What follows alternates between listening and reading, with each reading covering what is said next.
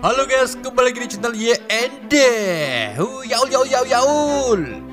Kali ini saya akan mendongeng alcuta film Jiang Ziya, Legend of Devi Casson yang dirilis pada tahun 2020. Disutradarai oleh dua sutradara sekaligus, yaitu Lei Wei dan Teng Zheng. Dibintangi oleh Zhen Xi sebagai Jiang Ziya, Yang Ning sebagai Xiao Jiu. Film ini mengisahkan salah satu dewa yang lebih memilih turun ke bumi untuk memecahkan masa lalunya melawan iblis paling kejam, yaitu Rubah Ekor 9. Gimana serunya kisah di film Jiang Ziya ini? Daripada kempelupuk ngomongin orang, lebih baik kita simak alcutanya.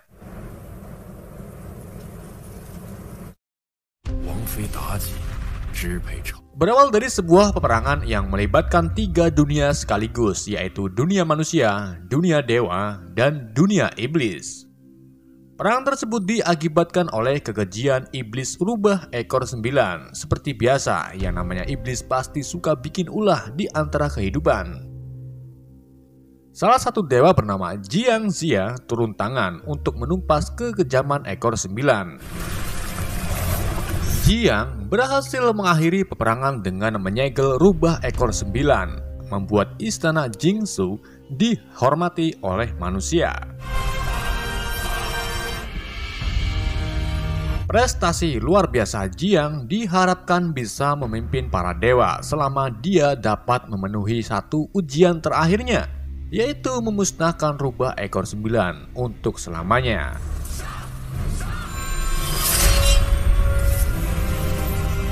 Pada saat upacara pemusnahan, Rubah Ekor 9 mengungkapkan kepada Jiang Ziya bahwa ada jiwa seorang gadis yang terikat di dalam dirinya. Ia juga mengungkapkan jika Jiang membunuh Ekor 9, maka gadis tak bersalah di dalamnya juga ikut terbunuh. Bukannya langsung membunuh, Jiang Ziya malah terbawa ilusi Ekor 9 serta membuatnya terlepas dari segel. Ekor 9 terlepas dan akan menyerang Dewa Shen Gongbao, namun Jiang menolongnya. Karena kesalahan Jiang tak langsung membunuhnya, ia diberi sanksi dari guru besarnya berupa pengusiran dirinya dari istana Jingsu, serta menyegel kekuatan dewanya. Sang guru besar bernama Dewa Ton mengatakan bahwa Jiang harus pergi ke Beihi untuk berlatih sampai berhenti terobsesi dengan ilusi rubah dan bisa kembali ke istana. 10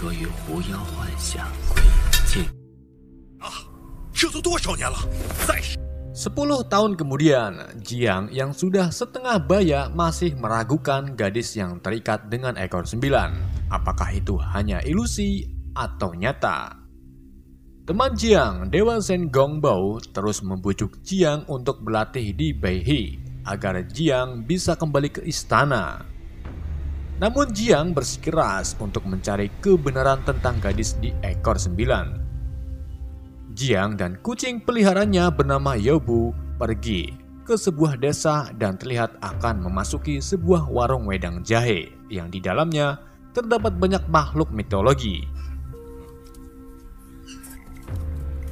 Jiang hanya ingin membeli wedang dan gorengan, namun ia malah dimaki-maki oleh makhluk-makhluk di dalamnya karena dulu telah membebaskan iblis Ekor 9.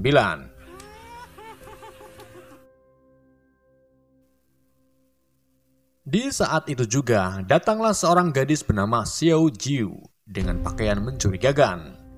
Saat Jiang melihatnya, ia kaget karena gadis tersebut adalah gadis yang bersama Ekor 9.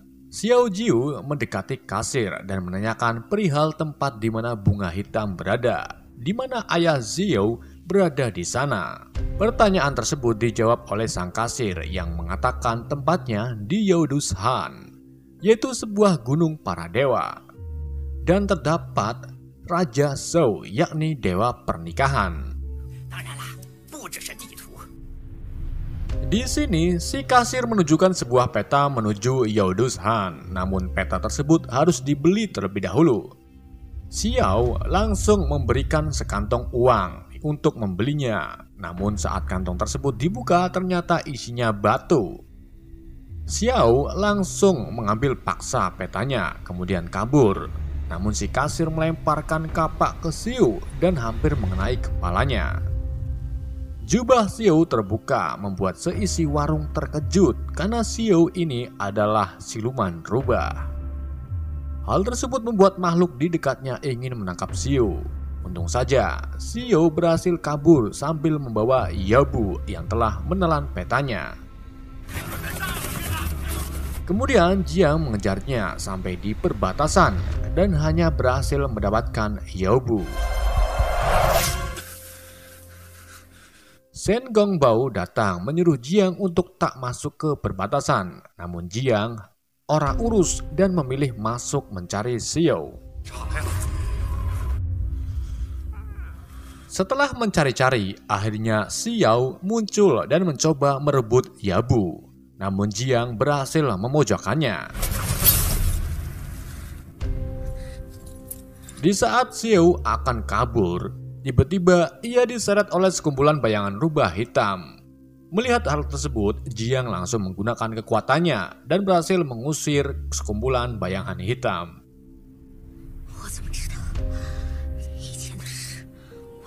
Setelah itu, Jiang Zia membuka petanya, kemudian membantu Xiao untuk pergi ke Yodus Han untuk mencari ayahnya Xiao.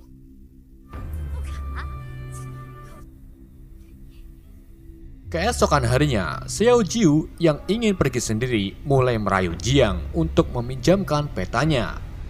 Namun Jiang belum sepenuhnya percaya dengan Xiao karena memiliki kelakuan menipeng seperti ekor 9.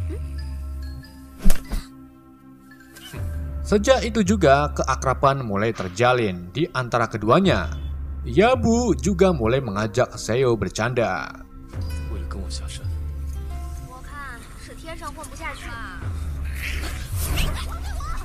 Mereka melanjutkan perjalanannya dan tiba di desa mati, di mana mereka ini menemukan lonceng angin. Jiang mengungkapkan bahwa lonceng angin mengirimkan kenangan untuk orang yang dicintai. Setelah itu, mereka melanjutkan perjalanannya hingga tiba di bendungan yang sudah mengering. Di sini Jiang menemukan seorang kakek yang kondisinya sangat lemas. Saat kakek tersebut melihat Xiao, ia langsung menyerang Xiao. Beruntung saja Jiang menahannya. Saat itu juga Xiao berhasil mengambil peta kemudian kabur. Yabu diminta untuk mengejarnya, sementara Jiang menenangkan sang kakek. Ternyata si kakek ini seorang pemburu siluman rubah, maka dari itu ia menyerang Xiao. Karena tubuhnya yang tak karuan, si kakek akhirnya meninggal dengan menjadi debu. Xiao Jiu bertemu dengan segerombolan burung gagak, kemudian ia menendang batu ke arahnya, membuat segerombolan gagak terbang ke arah Xiao. Hal tersebut membuat tangan Xiao tergores dan mengeluarkan darah hingga menetes ke tanah. Tetesan darahnya membuat makhluk besar di tempat tersebut terbangun lalu menyerang Xiao. Alhamdulillahnya, Jiang dan Yabu datang menolong Xiao. Pertarungan tersebut membuat Yabu tepar. Kemudian Jiang menyuruh Xiao pergi membawa Yabu, sementara Jiang melawan monster tersebut. Di tengah pelariannya, Yabu siuman dan langsung cemplorot menghampiri Jiang. Namun karena tubuhnya kecil, Yabu kembali diserundul oleh monster. Di saat itulah Xiao muncul membantu Jiang. Ia terlempar ke tebing membuat peta beserta tas Xiao terjatuh menyisakan kalung lonceng anginnya. Untungnya Xiao masih bisa bergelantungan. Di sini Jiang menyadari bahwa roh di dalam monster tersebut sangat tertarik dengan bunyi lonceng. Maka dari itu ia menyuruh Xiao menjatuhkannya. Dan benar saja, monster tersebut mengikuti loncengnya yang jatuh ke bawah. Setelah itu, Jiang, Xiao, dan Yabu kembali melanjutkan perjalanannya.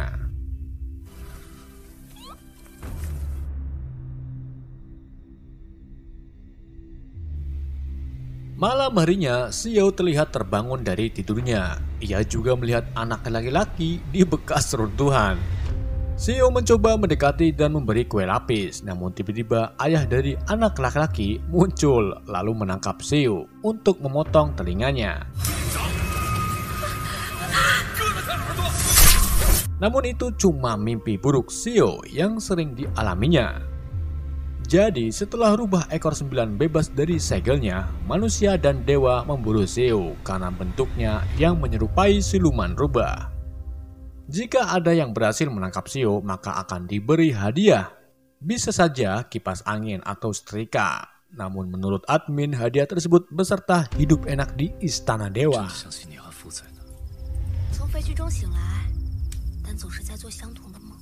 Jiang Xia yang sedang berada di sampingnya mengajak Xiao bercerita tentang masa lalunya. Di saat itu juga, sepasang burung misterius muncul dengan sangat indah. Kemunculan burung misterius ini menandakan suatu harapan yang sangat tinggi untuk Jiang dan Xiao. Mengingat petanya sudah hilang, mereka memutuskan untuk mengikuti jejak cahaya dari dua burung tersebut menuju Yodushan.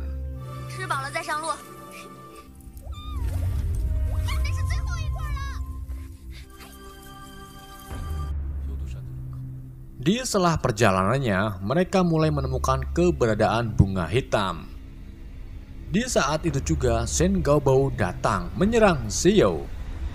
Namun Jiang berhasil menghalanginya. Shen Gong berusaha meyakinkan Jiang untuk kembali ke istana. Namun ajakannya tetap ditolak oleh Jiang karena Jiang belum menemukan kebenaran tentang ekor 9. Muak dengan Jiang Xia, Shen Gong kembali menyerang Xiao dan mencoba untuk membunuhnya. Yobu dengan sigap menangkis serangan Shen Gong, namun Yobu terpental ke arah kabut tebal. Xiao berlari mengejar Yobu, kemudian Xiao malah bertemu Raja Zhou, dewa pernikahan. Ia mengira jika Raja Zhou adalah ayahnya, namun Zhou menegaskan bahwa ia bukanlah ayahnya Xiao. Di sini Zhou melihat gelang di kaki Xiao dan mengungkapkan bahwa gelang tersebut adalah sebuah kunci yang bisa mengunci dua jiwa bersama. Udahlah. Sudah jelas kalau ekor 1000 ekor 9 sudah menyatukan Xiao ke dalam jiwanya. Zhou juga mengatakan bahwa kekasihnya dulu memiliki gelang tersebut, namun kekasihnya sudah mati, dibunuh oleh rubah ekor 9. Karena kesal, Zhou mencoba untuk membunuhnya dengan mengaktifkan gelangnya terlebih dahulu. Setelah itu, Zhou mencekik Xiao hingga lemas. Kemudian Jiang dan Shen Gongbao datang. Di saat itu juga, Xiao mengeluarkan kekuatan siluman rubah yang diselimuti ilusi ekor 9. Setelah itu Xiao pingsan. Melihat hal tersebut, Jiang berpikir bahwa Xiao telah menjadi klan dari ekor 9. Jiang langsung menghampiri Xiao dan akan membunuhnya, namun Jiang masih ragu. Saat itu juga kawanan bayangan hitam datang dan langsung menyeret Xiao. Jiang dan Shen Gongbao bergegas mengejarnya. Langkah mereka terhenti ketika melihat ekor 9 yang ada di balik semua ini. Jiang pun langsung menyerangnya untuk menyelamatkan Xiao. Kemudian disusul Shen Gongbao menyerang ekor 9. Karena sangat kuat, ekor 9 dengan mudahnya menghindar dari serangan mereka berdua. Di sini ekor 9 mengungkapkan bahwa Xiao Jiu sebenarnya putri dinasti Sheng, anak dari Su Daji, wanita yang seharusnya menikah dengan Raja Zhou. Di saat perjalanan menuju Zhou, ekor 9 menyamar dan memasuki raga Xiao, kemudian merubah tubuh Xiao seperti sekarang ini. Sementara ayah Xiao yang selama ini ia cari telah meninggal, dibunuh oleh ekor 9.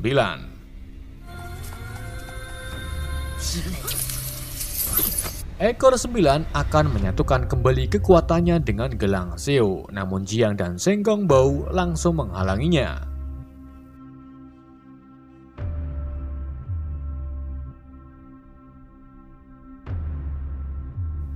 Jiang berusaha memotong rantai gelang, namun Jiang tak bisa. Ekor 9 mengungkapkan bahwa kunci tersebut diciptakan oleh Dewa Ton, gurunya Jiang. Hal tersebut membuat Jiang pusing kenapa gurunya membuat kunci tersebut.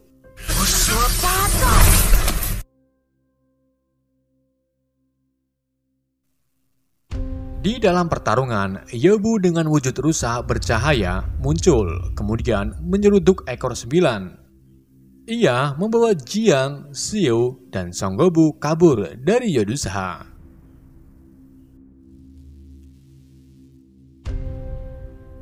Di dalam perjalanan, Yebu mulai oleng, kemudian jatuh karena sebelumnya terkena serangan dari ekor 9. Jiang yang khawatir dengan keadaan Yebu mengeluarkan kekuatannya untuk mengobati Yebu. Namun usahanya sia-sia karena Yebu telah meninggal. Kepergian Yebu membuat Jiang dan Xiao sedih.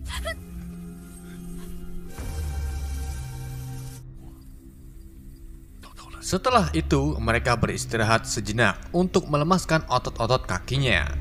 Di sini Shen Gong mengungkapkan jika Jiang Ziya tidak segera memecahkan gelang kunci, maka Xiao akan bersama ekor 9 selamanya. Jiang nurut dan memutuskan untuk transit ke alam dewa, menemui Dewa Ton. Shen Gongbao menggunakan kekuatannya untuk membuat jalan menuju alam dewa. Setelah itu, Jiang menuju ke atas menemui Dewa Ton.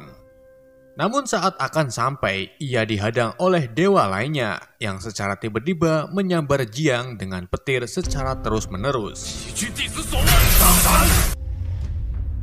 Situasi berubah setelah Dewa Ton datang. Jiang mulai mencurahkan semua isi hatinya dan menanyakan tentang apa yang seharusnya Jiang lakukan. Guru Ton mengatakan jika kunci nasib terhubung, maka tidak ada kekuatan yang bisa membukanya, kecuali melakukan reinkarnasi di tebing Guizhou. Namun ekor 9 harus ikut masuk ke tebing tersebut. Setelah dari alam dewa, Jiang dan Shen Gongbao segera membawa Xiao ke tebing Guizhou. Sesampainya di tebing, Jiang menggunakan tongkatnya untuk membelah tebing tersebut. Setelah terbuka, mereka merasakan kedatangan ekor 9. Di sini, Shen Gongbao menyuruh Jiang pergi duluan, sementara dirinya menahan ekor 9. Shen Gong menggunakan seluruh kekuatannya untuk menahan ekor 9. Namun iblis satu ini sangat kuat, hingga akhirnya Shen Gongbao kalah.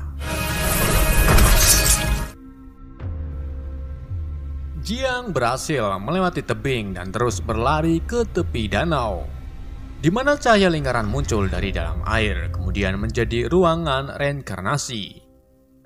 Xiao berjalan di atas air dan mulai memasuki reinkarnasi.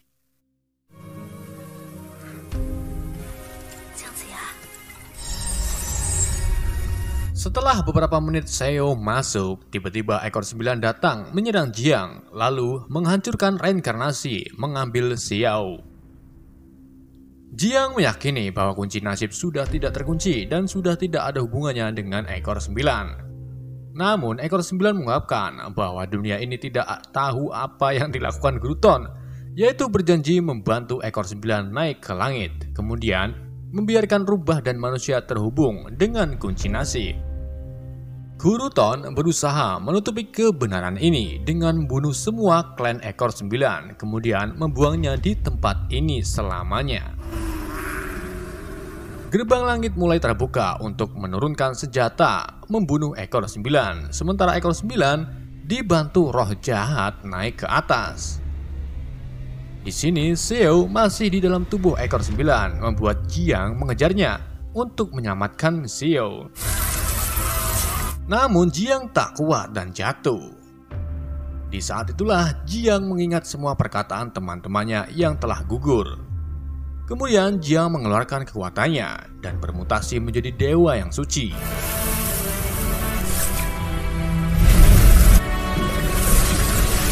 Jiang dengan cepat mengejar Seo, namun ia terlambat karena Seo terkena senjata dewa.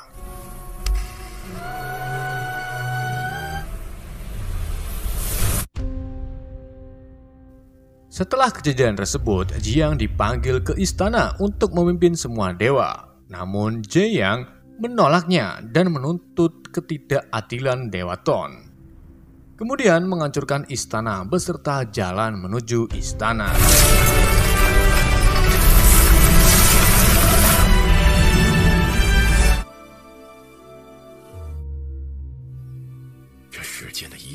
Beberapa tahun gak tahu kemudian, Shen Gangbo yang sudah menjadi manusia menceritakan kisah Jiang Ziya ini yang menghancurkan tangga langit dan Guru Ton sekarang dihukum atas kesalahannya. Di akhir film, seekor belalang yang mirip dengan Yabu bermain-main di sebuah desa yang asri dan damai.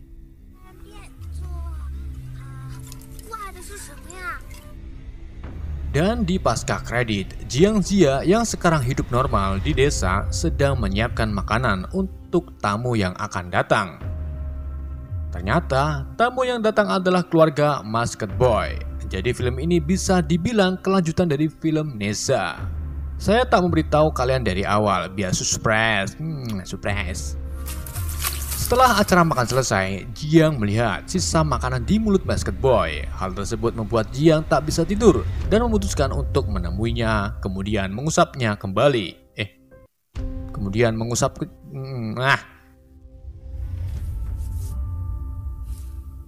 Setelah itu, Jiang bisa tidur nyenyak dan film pun berakhir. Oke, itulah alur film Jiang Ziya. Semoga kalian terhibur alur cerita yang saya bawakan. Pesan yang tidak bisa kita ambil dari Rizal Firmansyah, sepandai-pandainya tupai melompat pasti pegel juga. Sekian dari saya, wassalamualaikum warahmatullahi wabarakatuh.